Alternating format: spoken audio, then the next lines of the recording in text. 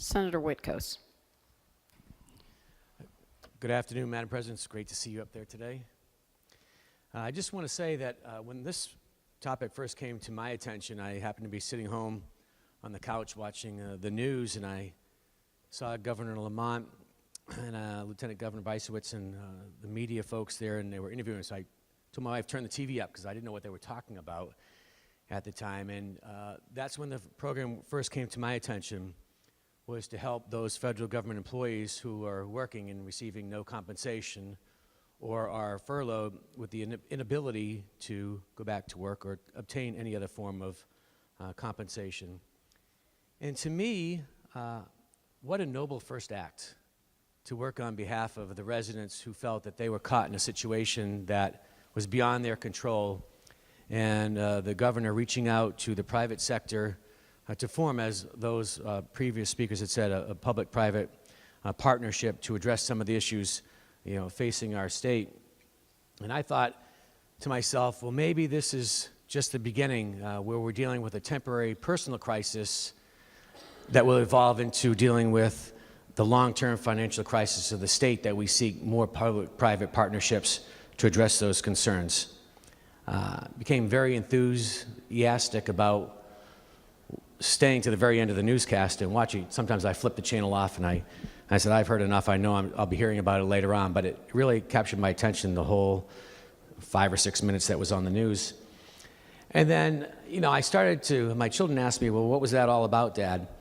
And I said, it's about pride, to simplify it. I said, these are folks that, beyond circumstances of their own, they get up and they go to work every day because they know that the work that they do affect others in our state. Imagine going to, as Senator Kissel had mentioned in his district, Bradley International Airport, and you're told there's no flights today because nobody from TSA showed up.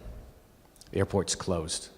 How that would affect not only our personal plans, but our economy, where folks cannot attend business meetings in other states. Or we may have visitors that may want to relocate their business to the state of Connecticut, and they know that they can't come here because they may not be able to get back home.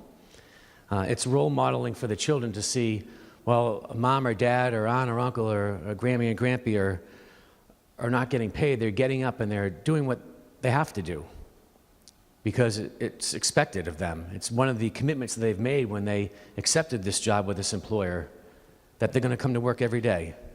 And they're fulfilling their commitment to their employer, and ultimately that affects all those around us. And then I said to myself, well, the extension of this bill is for a 3-month period, potentially.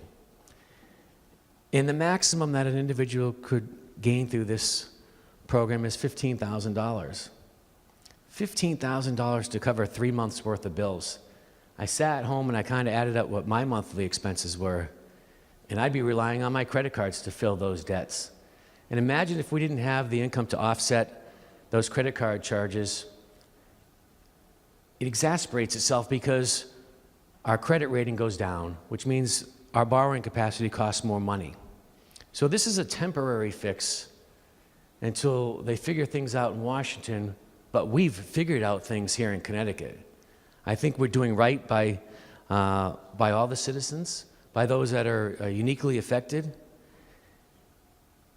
And I'm asking the Chamber's support as we vote in favor of this bill today. Thank you, Madam President. Thank you, Senator. Senator Duff, will you remark?